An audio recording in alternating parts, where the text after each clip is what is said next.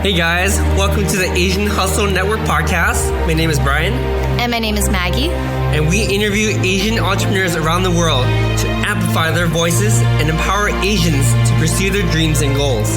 We believe that each person has a message and a unique story from their entrepreneurial journey that they can share with all of us. Hi, everyone. Welcome to the Asian Hustle Network podcast. Today, we have a very special guest with us. Her name is Liah Yoo. She is a beauty influencer and founder and CEO of Crave Beauty. Liah has an international social media following of over 1 million people.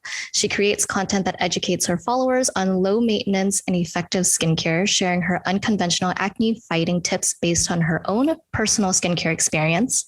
Liah worked for Amore Pacific, South Korea's largest beauty company, before starting her own brand, Crave Beauty, whose mission is to challenge the fast-paced beauty industry to slow down. In the world of Korean skincare, where 10-step processes are the norm and new products are constantly being introduced, Liah is focused on keeping it simple and true, helping people reset their routines by taking a step back to listen to their skin's true needs and feed it what it craves. Liah, welcome to the show. Yay! Yeah, thank you so much for having me on the show. I've been a big fan. We're also a big fan of you, Yeah. Oh, this is so cool too. Yeah, thank you so much for having me again. Of course. Yeah, we want to hop into your story. We want to hear more about how you got into everything that you're doing right now. And it's been so grassroots. You started with your YouTube channel and then you created a business from that. And we want to hear more about that and what kind of mindset were you thinking at the time? What year was this? Yeah, where should I start? I guess I can kind of introduce myself again to your audience. My name is Liah Yoo, as Maggie has introduced me. I'm a YouTube content creator specializing in skincare, helping thousands of people achieve healthier skin, hopefully yours too, Brian and Maggie. And I also kind of turned into an entrepreneur by an accident. So on top of my YouTube channel, I now have a skincare brand called Crave Beauty. Where I live now, I live in New York City, but was born and raised in Korea. So the year that I started YouTube was back in 2011. And I think back then, YouTube wasn't a platform for content creators to become a millionaire, to be honest. Oh, wow. But it was purely a place for people to share their hobbies, share their obsessions. And maybe this is why there is a certain nostalgia feeling we get from remembering the OG creators back in the days compared to now. And back then I found K-beauty really fascinating. And I was so compelled to share my interests and people around the world, because that was a time where Big Bang was getting international recognition and there was Girls' Generation. So K-pop was slowly becoming a thing internationally. And I think naturally the interest towards K-pop has expanded to Korean skincare. Oh, why are their skin so good? So I thought there was an opportunity and a clear white space on YouTube to be that kind of a YouTuber to review Korean skincare and Korean beauty products. So that's how I got started on YouTube. Oh, wow. And what year was this? Was it 2011? 2011. Oh, wow. Oh, wow. Yeah, I remember when YouTube was just coming out and everyone was saying how it wasn't a platform for people to get famous, and compared to now, obviously a lot of people are trying to get famous from it now, but back then it was just an outlet for people to put out videos of what they're interested in, what their passion is. And, It's very obvious that Korean, related stuff like K-pop, Korean skincare, was your outlet. So it's awesome. Oh yeah. I mean, I'm a natural introvert too. So this is the stuff that I couldn't really share in real life with my real life friends. So I found YouTube to be more like a secret, sacred space to share what I'm really obsessed with. That's awesome. Did you tell your friends about your YouTube channel, or did they discover it as soon as you're getting more famous? They're like, oh my God, I didn't know you were doing this the whole time. Yeah, they kind of discovered later. I didn't even tell my parents, so they didn't know what I was up to, in my room, I locked up. So yeah, it was kind of a fun time. That's so cool, because to me, it's I feel like you got in before the hype and before the curve, right? And the fact that you've been so consistent over the last 10 years.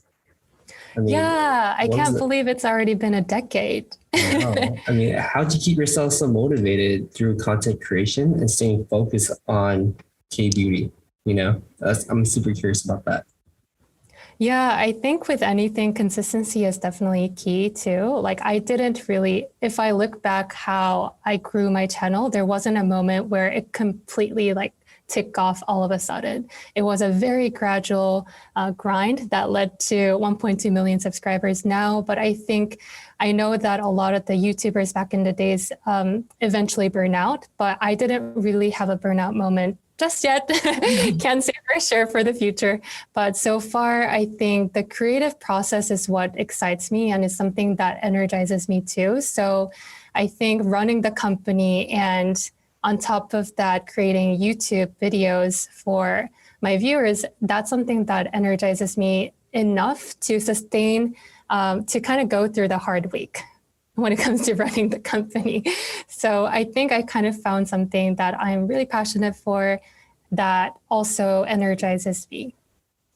I love that. Yeah, it's so amazing to hear you say that you haven't really burnt out yet. So I think a lot of content creators, they do get to a point where they're just completely burnt out. But if you do something that you're like completely passionate about, and you continue doing it every day and you know that it's something that you truly do love, then that definitely helps.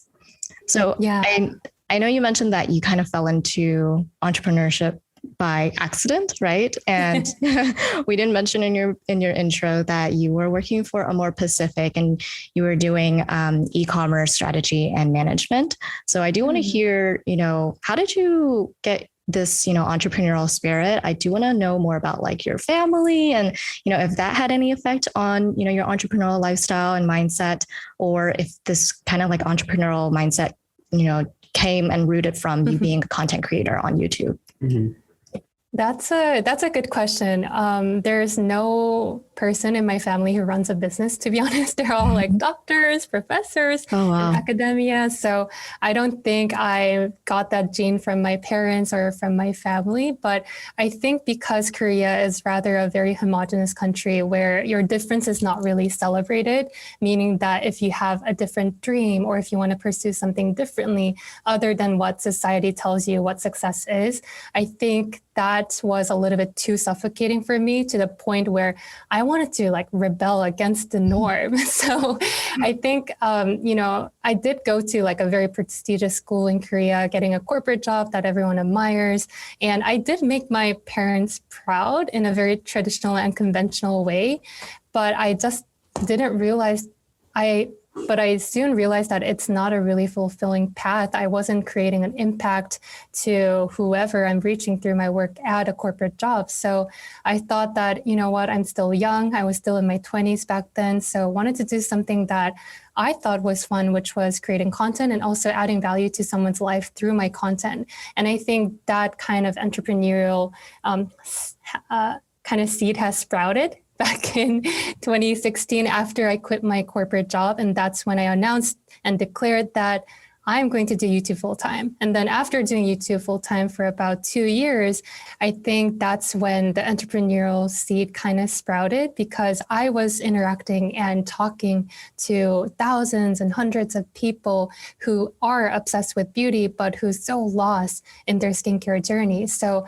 I thought there was something wrong there because if we look at the market now, the beauty market is oversaturated and the consumers were living in a constant analysis paralysis. Like for instance, Maggie, if you go into Sephora, what's the first thing that comes to mind? Oh man, I don't even know because there's so many things. I wouldn't even know where to start. Don't even ask me. I don't know where to begin.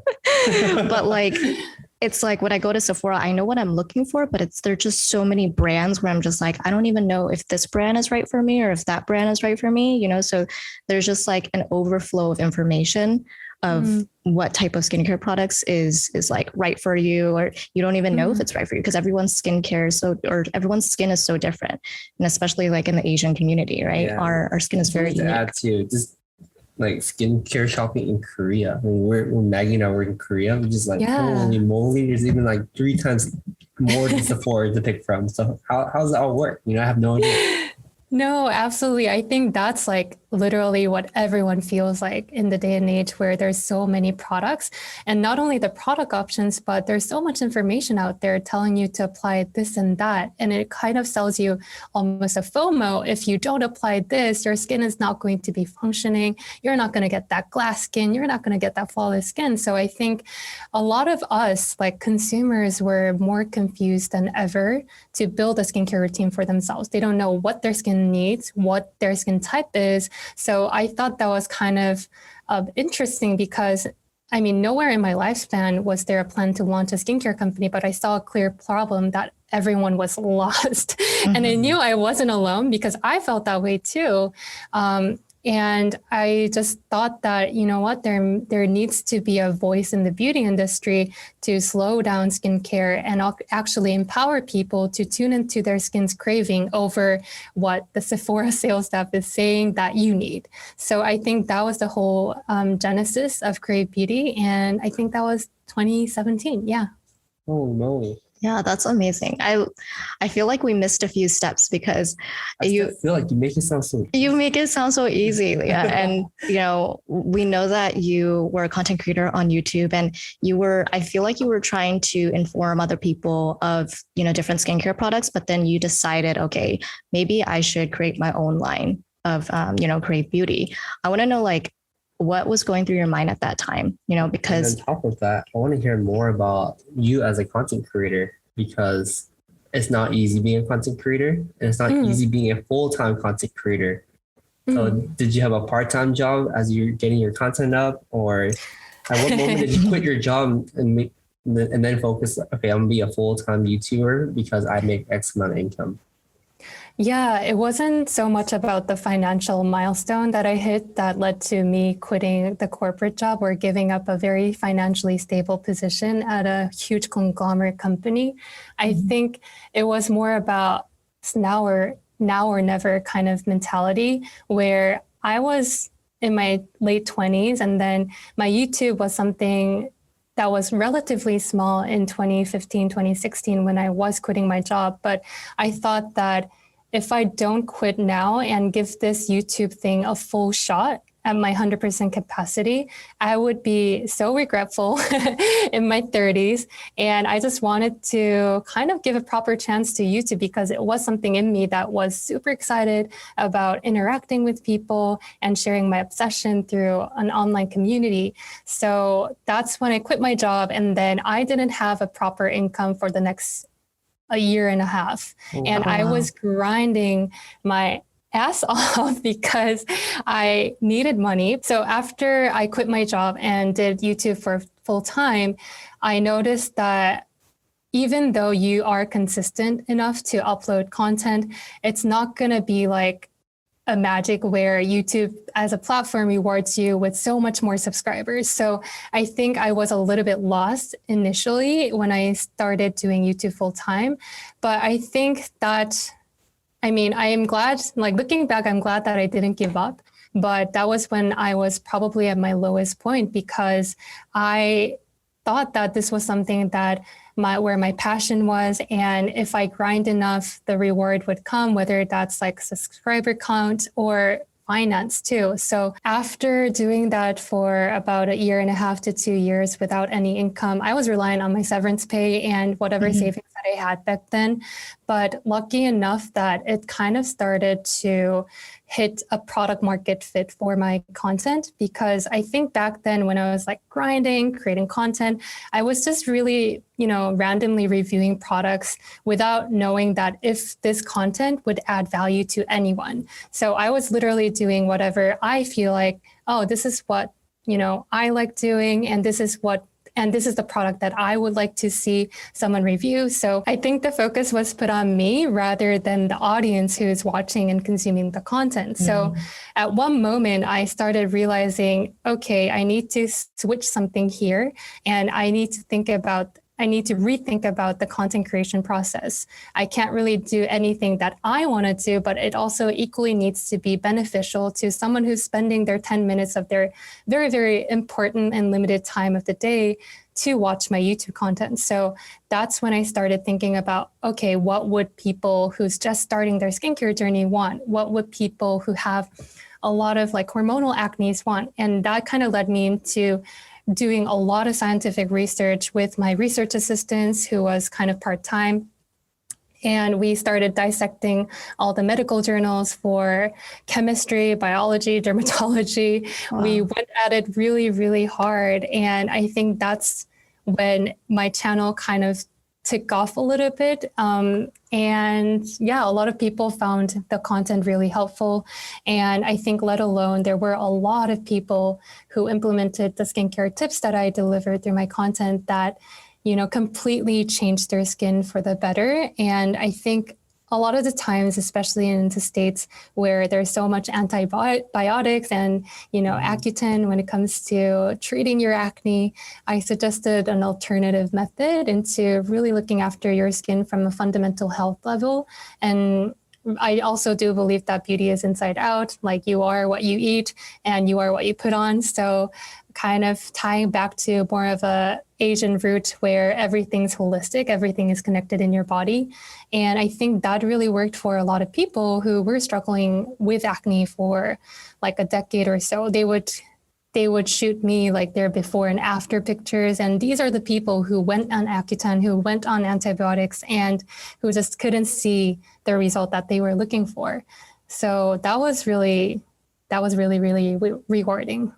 I love that. Wow. Yeah, that makes a lot more sense now, because I was trying to figure out like what was the impetus of you creating Crave Beauty, right? Because now it makes more sense that you said that when you were putting out content, it felt more like you were just reviewing products that worked for you, right? And oftentimes, like I get questions on my social media, like, what skincare products are you using?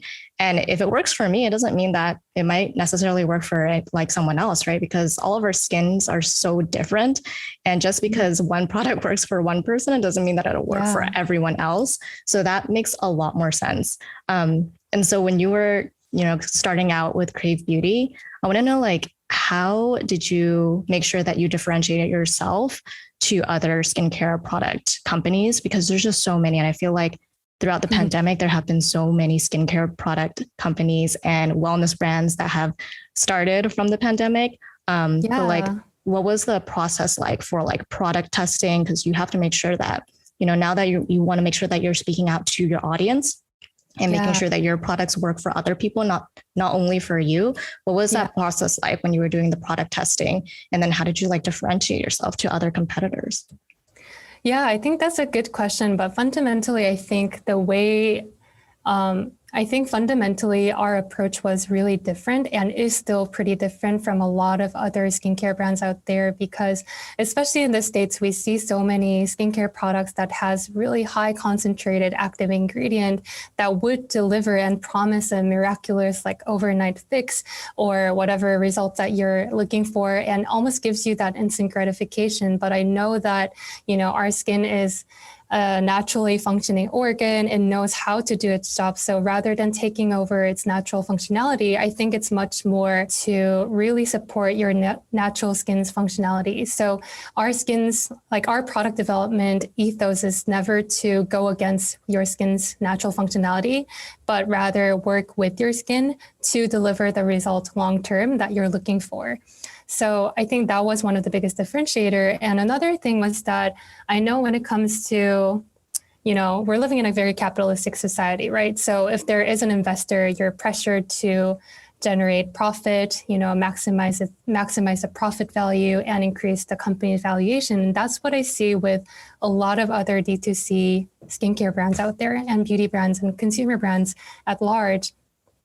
And I think I was talking to you, Maggie, in our intro call, where I felt like the skincare companies were not operating by prioritizing their stakeholders, which is their customers, the employee, and the environment that they're living in. It's more about like, how do we satisfy our shareholders? How do we create a return to our investors? So that was a very big kind of like hypocritical thing that I witnessed. And I still do see a lot where the consequences that the customers who is consuming your products are not getting as good of a product that they were looking for, or the product solution is not really solving the customer's pain point. And another thing is that when it comes to developing a product pipeline for skincare products, most of the times we know that toner, essence, serum, like these are fundamentally a same formula, but broken down into different categories so that you apply more and you eventually buy more products. So I'm sure this is kind of like a surprising. Yes, like I didn't even know that. Like I would always, when I like first started getting into skincare, and like I didn't get into skincare until like recently, I think. And you can't credit me though. I didn't do anything. Oh no, Brian didn't do anything. But he would, he was with me when I was like looking up skincare products. Because when I first met him, I didn't even like pay attention to a lot of skincare products. But then when I did, I started like Googling what the right skincare routine is. So I know like which steps to go first. And then it would be like a 7-step skincare routine or like a 10-step skincare routine. And then you would have to do them in order, right? But then it would be like toner, serum, moisturizer, cleanser. And I'm just like, what is the difference between cleanser and toner? Like, what is, do we need to do the 2-step cleansing? So then it was just so confusing because I didn't know the difference, and it made it seem like you needed all of those things in order to have like the right skincare routine, right? And I think that's where they like market it to you, where you can, you maximize their profits because you have to keep buying these products. Yeah, I sort of wish we met you earlier because I feel like Maggie could use a lot of your advice. Ever since she learned the skincare routine, she spends like 2 hours in the rest of it. Never too late, Maggie. I got you.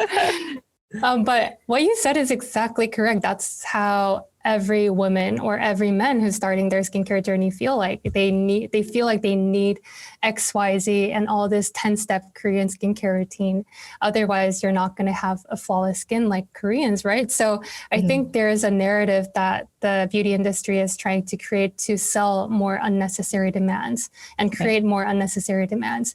And when I was working for a beauty conglomerate company, it was more prevalent because like the sales target, I think in terms of product development process, it never started from, what does the customer want? Or what are their customers? What are the customers' pain point? It was always about, okay, we need to hit 5 million this year. We're at 2 million. So let's kind of like franchise off this bestseller item and create like multiple different categories to meet that 5 million goal. So I think that's where I was a little bit, I guess, saddened by as a consumer, right? Because it's not really in your interest it's not really in the company's interest to save someone's skin. It's about making more profit, increasing their revenue by launching so many different products. And I think that's why skincare and beauty products nowadays are kind of like a fast fashion industry where it's really not different at all. Like we're seeing so many new launches every single week and people are kind of tired and fatigued to keep up with the new launches on social media too. So yeah. That was a lot. Sorry. No, not at all. I think it's so interesting to hear that from you. And I think you're right.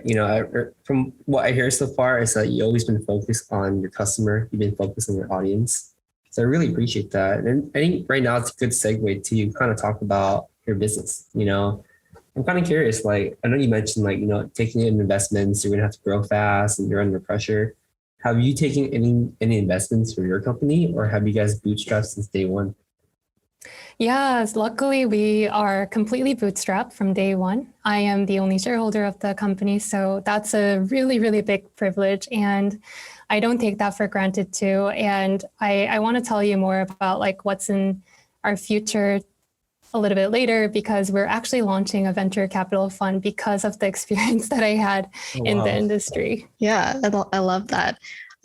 It's amazing to just see your growth and just knowing that, you started off just like as a solo team, as a single person, the only shareholder, and seeing just like how big Crave Beauty has gotten goes to show your commitment and dedication. And we know that it takes a lot of hard work. So I'm curious, because we had an opportunity to look through your YouTube channel, still very consistent, by the way.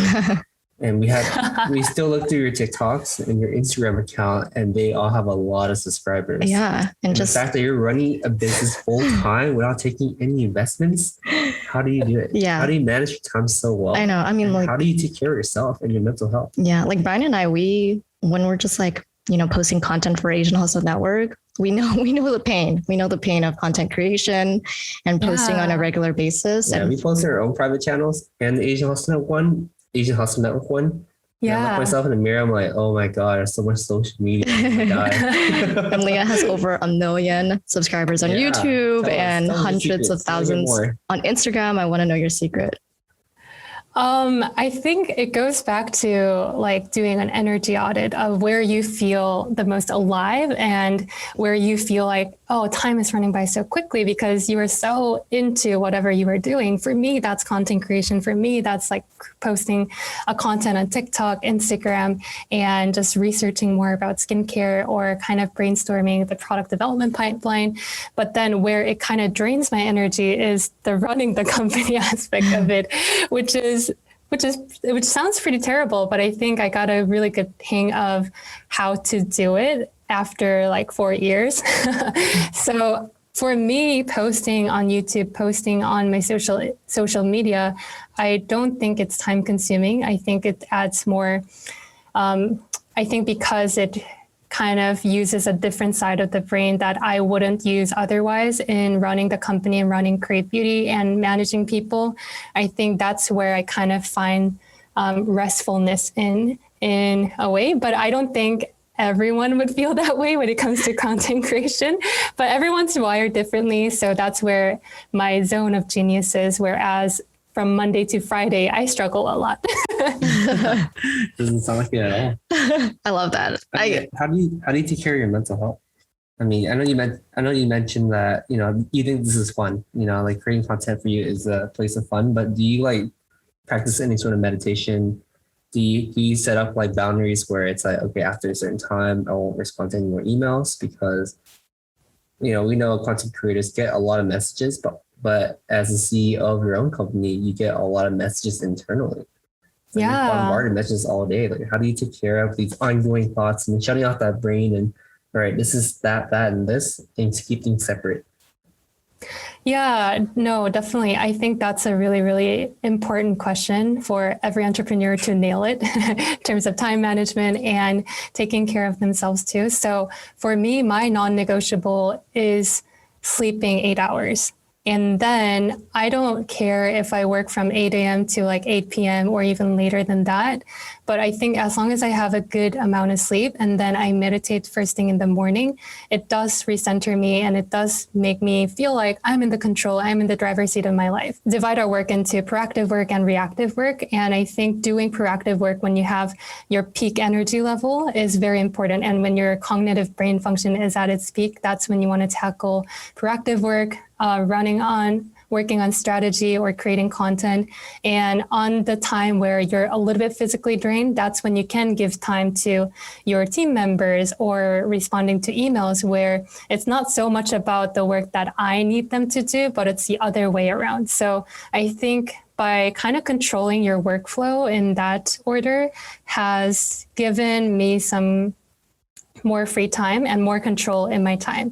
And I think in terms of the mental health, it's important for you to always have an infrastructure of support system. So whether that's from your coaching or getting therapy, I think these are all important, especially as an entrepreneur, content creator, freelance who's navigating things alone. It can be very, very lonely. So it's always great to have a third perspective, kind of solving the problems together and just being there for you as a support system.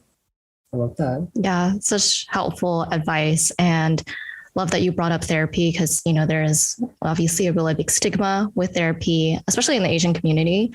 And coaching. And coaching. And I love that you brought it up because we do need to normalize and destigmatize it. But I think my favorite one of all is the 8 hours of sleep one. I think Liah is a true skincare enthusiast because just like besides skincare products, 8 hours sleep should be the number one thing, but nobody actually ever does it. 8 hours of sleep though. Is it like 4 hours now and 4 hours later or like continuous 8 hours? Continuous 8 to 9 hours. Okay. I would feel so tired with 4 hours and then 4 hours. Literally don't sleep throughout the day, but sleep like naps like every 3 hours and they sleep for an hour and they stay up for like 24 hours. Yeah. What? It's so crazy. They call it intermittent napping. It's a way for them to continue working around the clock. I'm just like, you guys are crazy. Oh, I'm so curious if that actually has a benefit, because how there's like intermittent fasting has a lot of health benefits. I wonder if that's the same with sleeping schedule. Let us know what you find. I'm kind of curious too, because I will be talking to them at like 6 a.m. and then again at 1 a.m. I'm like, why are you still waiting? Like, oh yeah, I'm practicing intermittent napping, so I just woke up. Like, what the heck? That's hilarious. Yeah. So I did notice, on your social media, you do have, one platform just as your normal platform for Create Beauty. And then you do have one for your specific audience in Korea, or, to Koreans specifically. Yeah. I want to know, like, what made you decide to have, two different platforms, or just, reach out to those two different audiences? And, what has been like your growth strategy for those two different audiences? Yeah, we do. When it comes to our Crave Beauty social media, we do have two different channels, one for Korea, one for global.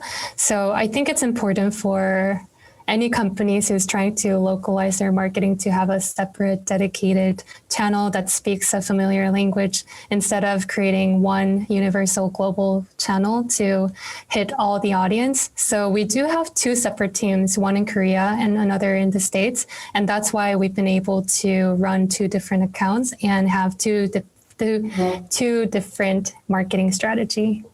Oh, wow. That's amazing. So cool. Yeah. So I want to take one giant step back, and I want to hear more about what your parents have thought about you during this entire process. Are they super proud of you? Are they supportive? Yeah. Yeah. So my parents are pretty liberal and they're very progressive. So they never really doubted my abilities to make my own decisions. So when I was quitting my job, they actually supported that. They wanted me to try whatever I thought that was right for my future and my path. So they were very supportive. So I think now that the company has taken off and also my YouTube channel is relatively thriving, I guess, they are very proud to say to other like Korean ajumas and ajushis and brag about like what I have achieved to them. But before that, I think they might have felt like a little bit inferior to other Korean ajumas or Korean friends that they do have, Asian because parents. other Asian parents can think less of when it comes to quitting a very prestigious job and you don't technically have a job, but you do. If you say that you're a content creator, I don't think they would understand easily. Not at all. They must be really, really proud of you. And I can totally relate to that too. Like my parents, when I quit twice in my 20s. I'm in my 30s as well. The first time I quit, my parents freaked out and they stopped talking to me for a year. And the second time I quit, because I was semi-successful the first time, they're like, "You got it, son. You can do it." And they became super supportive. And the same thing. It's like, how you mentioned like the ajumas and talking to like everyone else. Like our Asian parents love bragging about us and like, "Hey, like my kid's doing so well." Yeah. Just getting over the first hump initially and having them believe in your ability. It's like a lot difficult for most people. Yeah. It's like, "Mom, I can do it. You have to believe in me." But you know how Asian parents are at the beginning. It's like they don't believe in you until they believe in you. Oh yeah. I can definitely relate to like both of your stories, because I remember like my parents would always say like, "Oh, keep your 9 to 5. Don't ever let it go because you have such great benefits." And they're always like, "Your cousin got a new job. Is it more, is it higher salary than yours?" And always comparing. It's like, "How come you didn't quit earlier?" Yeah. And then when I quit, Brian actually posted it on Facebook, because I wasn't planning to tell my parents about it yet. When I had quit my job, I forgot my parents had Facebook. And so they saw the post. That's the funniest thing. So that was my bad. I would eat dinner with my parents one day and they're like, "Oh, so we know that you quit your job." I'm like, "How did you know that?" But it like clicked to me. But, I think like as we grow up at our age, they start to understand that, maybe there are things that they don't understand. They come from a different generation. There's like so many different ways to make money now. And, they just want the best for us and to like see us happy. And I'm sure your parents are very proud of you too, Liah. And like, they're seeing that you're doing something so fulfilling to you and that you're passionate about. They're probably very, very proud of you. Yeah. And shout out to you. And crazy looking at you now and looking at how successful you are and forgetting that, it took you a really long time to get here. And yeah. Go ahead. Sorry. No, I think they got away. They were okay because I didn't need financial help. But I think that's the line where if you are at a point where you need to financially reach out to your parents, that's when they would be, I guess, they would think a little bit differently about your decision. Definitely. I know earlier you mentioned that your loans are super low, right? And your first 2 years that you started in this, you made absolutely no income. Like, what was going through your mind, and how did you keep yourself going? What was your internal voice telling you? Yeah, I didn't want to meet anyone just because I wasn't really confident in the living situation that I was at. And of course, like back then I was living in Korea too. So a lot of my friends were still working for a very big name companies like Samsung and all these prestigious names. So I definitely didn't feel like I was confident enough to put myself out there in social situations. So I kind of created my own little cave, and I completely switch my schedule to be a night owl and then not meet anyone in the daytime because I'll be sleeping, and then I'll create content in the nighttime, edit, and do that all over again. So my physical health was almost tearing apart because I would live a very unhealthy lifestyle. I would eat at midnight, and that just became my schedule. So I think in my head, I wasn't okay for sure. I was probably crying for help, but I didn't know who to ask help for because it's a decision that I made, and it's a responsibility that I should be taking because no one in my life has asked me to quit my corporate job and do YouTube full time. So I wanted to be proud to myself, but because I wasn't, I think for the first 2 years, it was a little bit difficult to build any social relationships or do anything outside of just YouTube, to be honest. Wow. That's very powerful. Like I would have never known. And I'm sure you don't, tell the world about, those times that you were, switching your schedule to be a night owl. And it's definitely shows that you've grown a lot now that you're looking back and seeing like, wow, that was actually a really unhealthy lifestyle, Yeah. That's so relatable. Mm-hmm. I mean, to me, myself at least, because out of high school, I wasn't the best student. So when I got to college, I literally switched my schedule similarly to prove that I can get straight A's, So it's like, it's just proving to yourself that you can do it. And that one mindset to move forward and continue doing that. It's like how you do one thing is how you do everything. Yeah. You can totally see how you've been translating that work ethic to everything. Of course, not the healthiest approach, I would say. Yeah, sure. But I definitely appreciate that burning all bridges. This is my only option mindset. And that's how you became so successful. Yeah, totally. Definitely relate to that. So Liah, how do you see like the future of skincare? Because I feel like it's always ever evolving all the time. And, you running a skincare brand and company, I'm sure you have to always stay on top of like what is happening in the skincare industry, in the skincare world. But I want to know, like, what do you see as the future of skincare? And like, what do you hope for Crave to become? Yeah, that's a good question. I think, to be honest, from the product perspective, I don't think there needs to be a really cool innovation or big breakthrough innovation, to be honest, because our skin as an organ hasn't changed for 1,000 years, right? So there isn't really a need for a new technology to come in to, help with your natural skin's functionality. So from the product perspective, I would like to see more evergreen, timeless products, because I think nowadays with the new fast fashion like skincare industry, we see a lot of new products, but then they wouldn't really last. But then I think it would be really, really cool to create a brand that sustainably lasts for decades. I think nowadays in the beauty industry where acquisition is so hot, there's a lot of money to invest into new beauty ventures. I think people are trying to grow their company really quickly in a short period of time. I think the beauty investment typical hold period is around 3.4 years or less than 5 years for sure.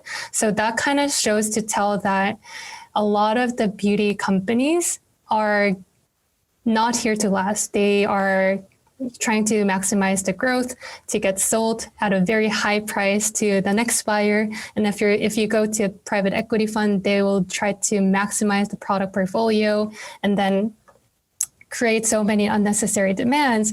And then they would sell it to a beauty conglomerate. I think that's the conventional acquisition track that we see nowadays in the beauty industry. And that's something that I want to change, because if you look at brands like Nike or Patagonia, these are the brands that have been founded in 1960s, 70s, and they're still relevant timelessly.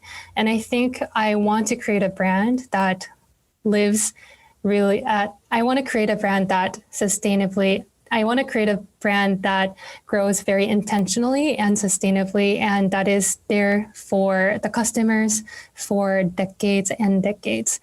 That leads to like another announcement where we are trying to launch a new venture capital fund. And I wasn't really interested in, I wasn't really interested in being an investor or anything like that, because we have never gotten an investment at all. But I think that's why I thought it was really, really important for us who are here to protect the company's vision, protect the founder's vision, and be there for the founders, because we see so many, so many D2C brands that compromise their value as soon as they get a really big check size, and then you're reporting to your shareholders, not your stakeholders. So I really thought that there is an untapped opportunity for us to become a shareholder, to always prioritize your stakeholders structurally. So that's why we launched a new fund, and it's in the works. So stay tuned for that. Congratulations. That's a huge announcement. And I love the vision behind the fund. I know a lot of people out there start funds are just for fun.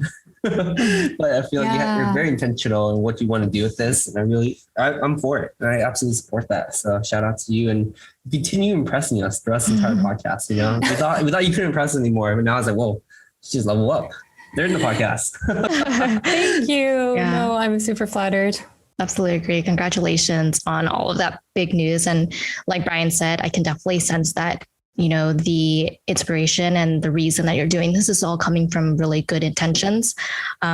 So especially because, you said to us that you never even had an investor for Crave. So it definitely shows a lot. So Liah, we have one last question for you.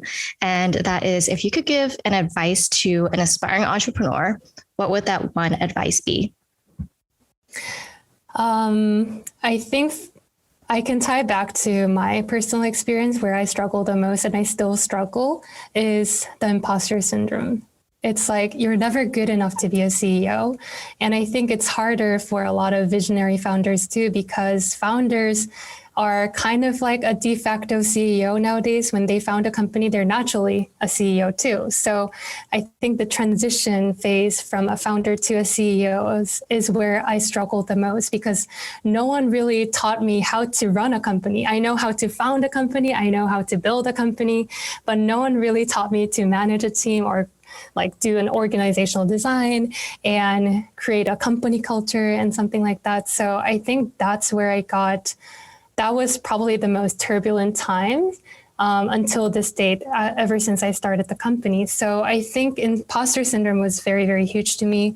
And that limiting belief can also hinder your version of success. So knowing that every entrepreneur out there that you may look up to, that you saw in the media, they also don't have their shits together. And knowing that gave me a lot of comfort, because you're most likely doing this for the first time, running the company, founding the company. And if you compare yourself to those who have run the business for years and years, enough to be on the cover of the Forbes, like you're shooting yourself in the foot, right? You're setting yourself up for failure. So I think it's really important for us to have confidence in the version that we're bringing to the company, and knowing that we are the expert when it comes to running the company that we founded is so important. But I think it's very, very hard to believe that, because the society and the media tells you otherwise. There's a better version of a leader. There's like this CEO, that CEO. And I think the biggest lesson for me was to grow confidence and overcome my imposter syndrome and be comfortable in the version that I bring in terms of success. Yeah, and for our listeners, I want you guys to re-listen to that part again, because it's so deep, you know. I think you bring up a really good point, because at the end of the day, we're all humans. And the more you meet your idols, the more you have the opportunity to talk to them, you realize that we're all kind of lost. Doesn't matter how much money you have. This person might have billions, and you talk to them, you're still lost, you know? Yeah. And just because you created one successful company or two doesn't mean their third one's going to be successful, because every company is different, and every opportunity requires different challenges that you don't necessarily have the skill set. So I do agree. Don't compare yourself to others. Take life at your own journey, and more importantly, have fun. You know, it's your life. Have fun. It's your product. Yeah. It's your passion. You know. Yeah, absolutely agree.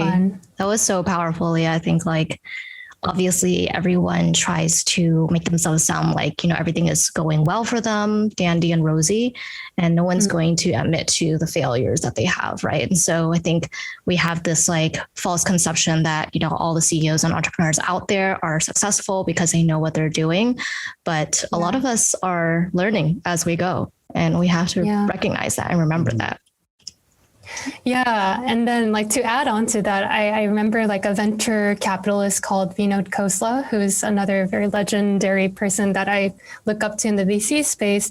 He emphasized that knowing whose advice to take and on what topic is the single most important decision an entrepreneur can make.